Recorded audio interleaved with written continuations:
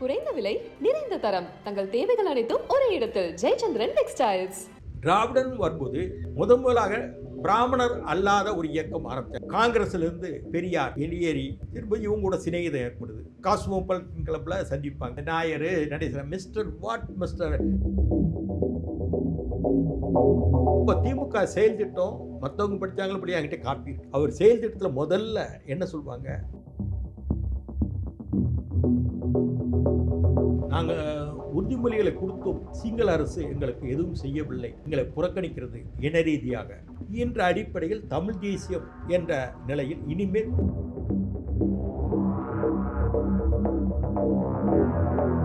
தமிழ் மூத்த மொழி யாரும் மறுக்கவில்லை. தமிழிலிருந்து பிறந்துதான் தெலுங்கு, கன்னடம், மலையாளம், துளு. இது பெரியாரும் அண்ணாவும் திராவிடன் காயின் பண்ணவில்லை. அன்றைக்கு நிலவியல் யாப்பு நாவலர் சோமசுந்தர பாரதி, இங்கே எட்டயபுரத்தில் பாரதி பிறந்தவர். இந்த 3 பேரும் தமிழ் தேசியத்தை முன்னெடுத்தார்.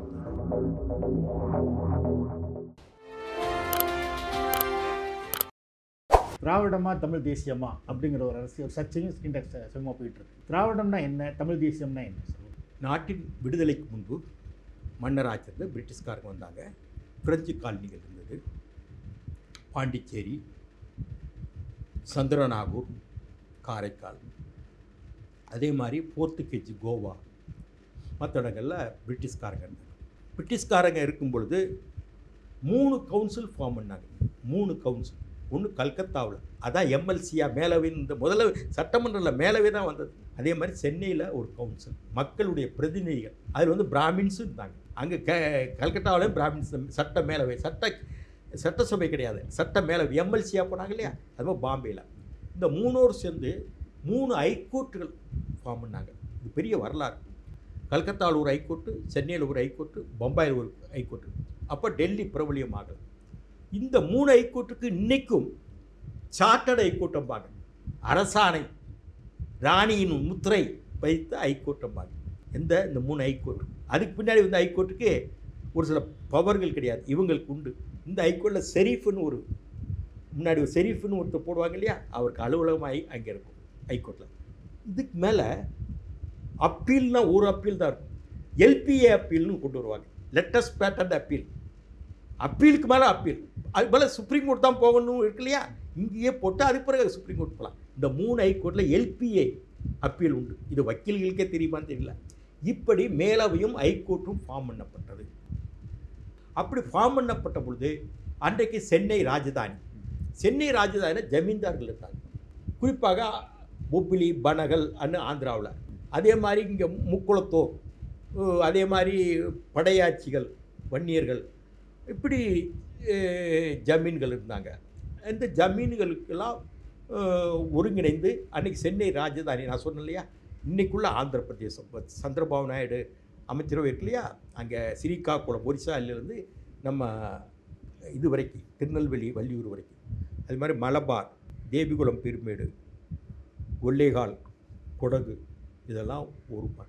அப்படி இருக்கும் பொழுது அன்னைக்கு தேசிய இனங்கள் பாதுகாக்கப்பட வேண்டும் என்று ஒரு முன்னெடுத்து மறைமலை அடிகள், நாகப்பட்டினத்தில் பிறந்தவர், செலவுடா நாகப்பட்டினத்தில் இருக்குது, அது பராமரிக்க கூட இந்த அரசாங்கத்துக்கு தெரியலை. திருவிக்கா தமிழ்நாடு காங்கிரஸ் கமிட்டி தலைவர். நவசக்தின்னு ஒரு பேப்பர் வந்திருக்கு, அதுக்கு ஆசிரியர், அற்புதமாக பேசுவார். நாவலர் சோமசுந்தர பாரதி, எங்கள் எட்டயபுரத்தில் பாரதி பிறந்தவர், பாரதியினுடைய நண்பர். இந்த 3 பேரும் தமிழ் தேசியத்தை முன்னெடுத்தாங்க. தமிழ் தேசியம்னா தமிழ் மொழி பாதுகாக்கப்பட வேண்டும், சென்னை ராஜதானியில் பிரிட்டிஷ்காரங்கள் அது பாதுகாக்க வேண்டும் என்று ஒரு முயற்சி எடுத்து கொண்டு வந்தாங்க. பிறகு ஒரு கட்டத்தில் இந்தி திணிப்பு கூடாது அங்கிற ஒரு கருத்தை நாவலர் சோமசுந்தர பாரதி முன்னெடுத்தார். அவர் எம்ஏ படிச்சுட்டு வழக்கறிஞராக இருந்தவர் பசுமலையில் பிற்காலத்தில் குடியிருந்தார். இப்படி தான் தமிழ் தேசியம் என்ற கருத்து வைக்கப்பட்டது. ஆங்கிலமயம் ஆக்கிடக்கூடாது அன்னு அதுக்காக அன்றைக்கி ஆரம்பிக்கப்பட்ட ஒரு நோக்கத்தில் ஆரம்பிக்கப்பட்டது. எங்களுக்கு நாங்கள் ஒரு இனம், எங்களுடைய மொழி பாதுகாக்கப்பட வேண்டும் ஆரம்பிக்கப்பட்டது. இதுதான் தமிழ் தேசியத்தினுடைய கூறு அன்னைக்கு. அந்த தமிழ் தேசியத்துப்படி இன்றைக்கி நெடுமாறன் அது சரியாக அவங்களுடைய கொள்கை பிரகாரம் இங்கே எடுத்து செல்கிறார். இந்தி தமிழ் தேசியம் இலங்கையில் என்னாச்சுன்னா, இலங்கையில் சம்பந்தப்பட்டது. இலங்கையில் வட்டுக்கோட்டை தீர்மானத்தை தந்தை செல்வா முன்மொழிந்தார். எப்படி முன்மொழிந்தார்? நாம் சிங்களரோடு இணைந்து இருந்தோம் அரசியல் ரீதியாக. வடக்கு கிழக்கு சேனநாயகா, கொத்தலவாலா, பண்டாரநாயகா என்ற பல்வேறு ஒப்பந்தங்கள் நாம் கையெழுத்து இட்டும் நாமும் ஏற்றுக்கொண்டும் நமக்கான உரிமைகள் அவங்க சொன்னாப்பில் கொடுக்கல. மலையக மக்களும் இது மாதிரி சங்கடப்பட்டாங்க. 1823 தமிழ்நாட்டிலேருந்து ஒன்றுபட்ட திருச்சி மாவட்டம், ராமநாதபுரம் மாவட்டம், அந்த விருதுநகர் இது, அது மாதிரி திருநெல்வேலி மாவட்டம், இதுக்கு தலைமையகம் சிவகாசியிலையும் சேலத்துலேயும் இருந்தது. இங்கேருந்து ஆள்கள்லாம் அழைச்சிட்டு போய் பல பேர் போகிற பாதையிலே இறந்துட்டாங்க. மலையகத்தில் போய் குடியிருந்து அந்த தேயிலை தோட்டங்களை சரி பண்ணாங்க. இப்படி தமிழர்களுடைய நோக்கம் அங்கே இருந்தது. அப்படி இருக்கும் பொழுது இனிமேல் நாங்கள் உறுதிமொழிகளை கொடுத்தோம், சிங்கள அரசு எங்களுக்கு எதுவும் செய்யவில்லை, எங்களை புறக்கணிக்கிறது இன ரீதியாக என்ற அடிப்படையில் தமிழ் தேசியம் என்ற நிலையில் இனிமேல் தனி வாழ்வு தான், தனி நாடு தான், சகவாழ்வு நீ முடியாது என்று ஒரு கருத்தை முன்வைத்தார். அந்த கருத்தின் அடிப்படையில் நாடாளுமன்றத்துக்கு தேர்ந்தெடுக்கப்பட்டு 18 பேர் தேர்ந்தெடுக்க போனாங்க. பிறகு ஒரு கட்டத்தில் செல்வா இறந்தார், அமிர்தலிங்கம் வந்தார். அது பிறகு ஆயுத குழுக்கள் வந்து தமிழ் தேசியம்ங்கிற பரப்பில் ஆயுத போராட்டம் நடத்த பிரபாகரன் தலைமை போனாங்க. அந்த 83 பேர் இங்கே குடி வந்தாங்க இல்லையா, அந்த தமிழ் தேசியம் இந்த தமிழ் தேசியம் சேர்ந்து வேறு விதமாக ஒரு ஃபார்முலா, தனிநாடு வாங்கடா, தமிழ் நீ நமக்கு எதுக்குடா, திருத்தணி தெற்க தனிநாடு வாங்கன்னு ஒரு பேச ஆரம்பித்தாங்க. அது எளிதான காரியம் அல்ல. ரொம்ப ஊர்ந்து பார்த்தா, நான் சொல்ல தப்பாக கூட ஒரு ரொம்ப கவனித்து பார்த்தா எளிதாக காரியம் இல்லை. நீங்கள் வங்கதேசம் மாதிரி வாங்கிட முடியாது. யாராவது ஒரு நாடு உங்களுக்கு அங்கீகரிக்கணும். இவ்வளவு நியாயங்கள் இருந்தும் ஈழத்தில் தனி ஈழம் வாங்க முடியவில்லை. முள்ளிவாய்க்காலோட அதை மறக்கடிச்சிட்டாங்க. இந்தியாவுடைய ஆதரவோடு சிங்களர்கள் கொன்று குவிச்சிட்டாங்க, தமிழர்களை ஒரு இனத்தை அழிச்சிட்டாங்க. இதுதான் தமிழ் தேசியம். அப்புறம் திராவிடம்னு வரேன். திராவிடம்னு வரும்போது முதலாக பிராமணர் அல்லாத ஒரு இயக்கம் ஆரம்பித்தாங்க. நான் முன்னாடி சொன்னேன் இல்லையா, பிராமணர்கள் தமிழ் இவங்களுக்கான வேலை. அப்போ குமாரசாமி ராஜெல்லாம் ஆட்சி அமையல, பிரிட்டிஷ்காரன் பீரியட்ல தென்னிந்திய நல உரிமை சங்கம்னு ஆரம்பித்தாங்க, சவுத் இந்தியன் லிபரல்னு. பிறகு நீதி கட்சின்னு ஆரம்பித்தாங்க. நாயர் கேரளாக்காரன், நான் ஏற்கனவே சொல்லிட்டேன். நடேசனார் முதலியார் தமிழ்நாட்டுக்காரர். பிட்டி தியாகராயர் அவர் வந்து செட்டியார், தெலுங்கு செட்டியார். அவர் தான் சத்துணவு முதல்ல மத்தியான உணவு, மதிய உணவு கொண்டு வந்தார் சென்னையில். மதிய உணவு வந்து காமராஜர் எட்டயபுரத்தில் பாரதி பிறந்த ஊரில் கொடுறது முன்னாடி முதல்ல மதிய உணவு மாணவர் கொடுத்தது பிட்டி தியாகராயர். அவர் செட்டியார், நாயுடு கிடையாது. இப்படி இருக்கும் பொழுது காங்கிரஸிலிருந்து பெரியார் வெளியேறி செய்கிறார். திரும்ப இவங்க கூட சிநேகிதம் ஏற்படுது. காஸ்மோபாலிட்டன் கிளப்பில் சந்திப்பாங்க. இப்போ இருக்க காஸ்மோபாலிட்டன் கிளப்பில் சந்திப்பாங்க. அப்போ சந்திக்கும்போது இவர் Nair Natesan mister Ramasamy how are you பேசும்போது இவருடைய பாணி, அவங்க கோட்டு டை இதை கட்டும்போது இவருக்கு அது ஏற்புடையதாக இல்லை. திராவிட கழகம்னு ஃபார்ம் பண்ணார். திராவிட கழகத்தை ஃபார்ம் பண்ணும்போது இவர் குடியரசு பத்திரிகை நடத்தினார். அண்ணாவை செங்குந்தர் மாநாட்டில் சேலத்தில் சந்திக்கிறாரு. நீ குடியரசுக்கு வாங்குறாரு. குடியரசு வேலை பார்க்குறாங்க. அப்படித்தான் எல்லாரையும் திமுகவில் நாவலர் இவங்களெல்லாம் அன்னைக்கு வந்து ஒரு தாக்கம் ஏற்பட்டு அவர் பெரியார் உடைய இட போனாங்க. நாவலர், கலைஞர், இப்படிப்பட்ட ஆட்கள், அரங்கண்ணல், இப்படி ஆட்கள்.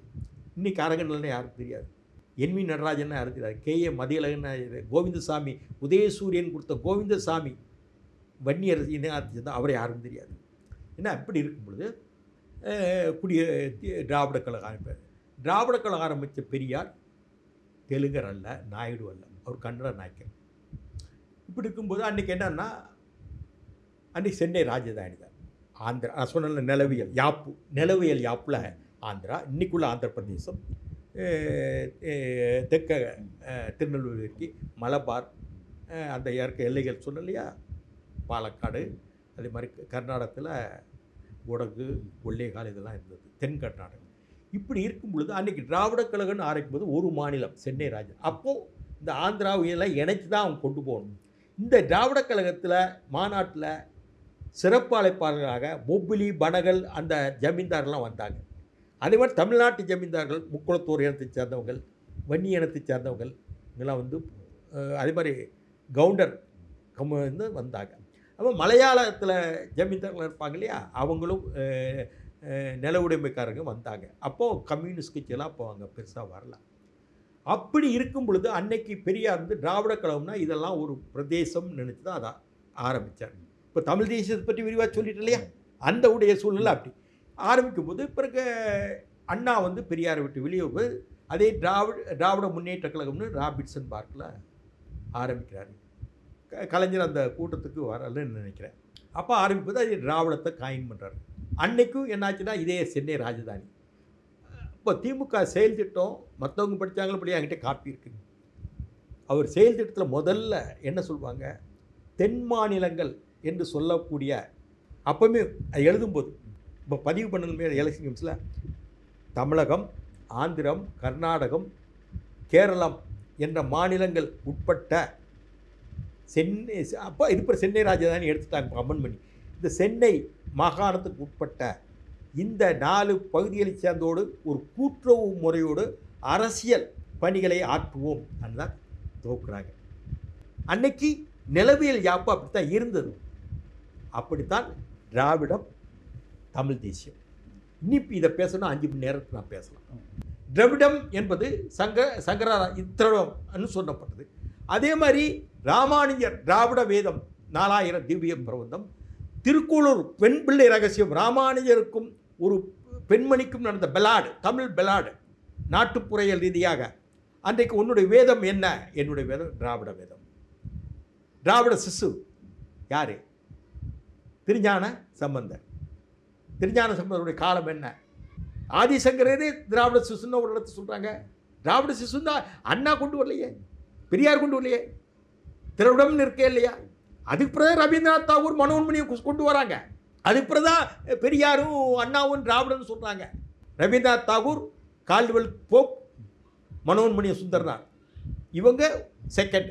ஃபஸ்ட்டு பிகினிங் ஆதிசங்கரன், ராமானுஜன், 4000 திவ்ய பிரபந்தம், திராவிட வேதம், திருக்குளூர் பெண் பிள்ளை ரகசியம், ராமானுஜருக்கு ஒரு பெண்மணிக்கு நடந்த பாரீதியான ஒரு உரையாடல், திராவிட சிசு சைவத்தை வளர்த்த திருஞான சம்பந்தர், மதுரை ஆதீனம் இதனுடைய ஆதீன கர்த்தராக இருந்தவர், அவர் தான் நிறுவனவர் திருஞான சம்பந்தர். மீனாட்சி சொக்கநாதர் கோவிலுக்கு பாடியவர், சைவத்தை பாடியவர், பதிகம் பாடியவர், அவர் திராவிட சிசு. இது வந்து பெரியாரும் அண்ணாவும் திராவிடம் காயின் பண்ணவில்லை. அன்றைக்கு நிலவியல் யாப்பு, அன்றைக்குள்ள ஆந்திரம், அன்றைக்குள்ள கர்நாடகத்தில் உள்ள தென்பகுதி, கேரளத்தில் மலையாளத்தில் ஒரு சில பகுதிகள், தமிழகம், இந்த நிலையாப்புக்கு திராவிடம் என்று வைத்துக்கொள்ளும், இந்த பிரதிநிதிகளை கொண்டு அரசியல் இயக்கத்தை கட்டுவோம் என்று பெரியாரும் அண்ணாவும் கட்டினார்கள். அதே மாதிரி தமிழ் தேசியம் என்பது வேறு முனையில் நம்முடைய தமிழ் அழிக்கப்பட்ட கூட விடக்கூடாது, நம்முடைய இனம் இது வந்து ஒட்டுமொத்தமான பிரிட்டிஷ்காரங்களை போயிடுச்சு. இது வந்து 3 விஷயமாக பார்க்குறாங்க. பெங்காலிங்கால்னு கிழக்கு பக்கம் உள்ள மாநிலங்கள்லாம் ஆந்திரா வரைக்கும் அசாம் வரைக்கும் பார்க்குறாங்க. இது மாதிரி வடக்க பம்பாயை வச்சுட்டு அந்த பஞ்சாப் வரைக்கும் பார்க்குறாங்க. இந்த சென்னையை வச்சுக்கிட்டு இந்த 4-5 மாநிலங்கள் பார்க்குறாங்கங்கிறதுல தமிழ் தேசியத்தை கொண்டு வந்தார். அதே மாதிரி அன்று ஆங்கிலமயமாக்கப்பட்டது. தமிழை அழிக்கிறப்ப ஆங்கிலத்தில் தான் நீங்கள் படித்தாங்க, ஹிந்தி படிக்கலை. அப்போ அந்த கருத்தை இன்றைக்கி யாரும் சொல்ல மாட்டேங்காங்க. ஹிந்தி வர்றதுக்கு முன்னாடி அன்றைக்கி ஹிந்தி பரப்பலையே, பிரிட்டிஷ்காரன் பரப்பலையே. அன்றைக்கு ஆங்கிலமயமாகத்தான் பிரிட்டிஷ்காரன் கொண்டு வந்தாங்க பாடப்புத்தகங்கள். அன்றைக்கி வந்து first form, second form, third form, எஸ்எஸ்எல்சிலாம் கிடையாது, பியூசி. அது ஃபார்ம் இன்னும் கிளாஸ்ன்னு சொல்லுவாங்க. First form, second form, FA, BA கிடையாது, எஃப்ஏ, ஃபேக்கல்ட்டி ஆஃப் ஆர்ட்ஸ், அப்படி தான் அன்றைக்கி ஸ்டடி. அப்போ ஆங்கிலம் திணிக்கப்பட்டது. அப்போது ஆங்கிலம் திணிக்கப்பட்டால் நம்ம சங்க இலக்கியங்கள் நம்ம தமிழ்லாம் இருக்குது, இந்த தமிழ் பாதிக்கக்கூடாதுன்னு தான் தமிழ் தேசியத்தை அன்றைக்கி வளர்த்தாங்க. ஹிந்தியுடைய ஆதிக்கம் அன்றைக்கு அதிகமாக இல்லை. இந்திய ஆதிக்கம் எப்போ வந்ததுன்னா, இந்தியா நாடு சுதந்திரம் பெற்றாங்க இல்லையா, பிரிட்டிஷ்காரர் வெளியே போனாங்களே, 48% இந்தி ஆதிக்கம் வந்தது. இந்திய ஆதிக்கம் திணிச்சதே காங்கிரஸ்காரன் தான். அந்த காங்கிரஸோட கூட்டு வச்சுருக்காங்க. இன்றைக்காவது மோடி நீங்கள் சொல்கிறீங்க, ஒரு 30-40 ஆண்டுகாலம் காங்கிரஸ் தான் திணிச்சாங்க. ஹிந்தி வாரம் அவங்க கொண்டாடினாங்க இல்லையா.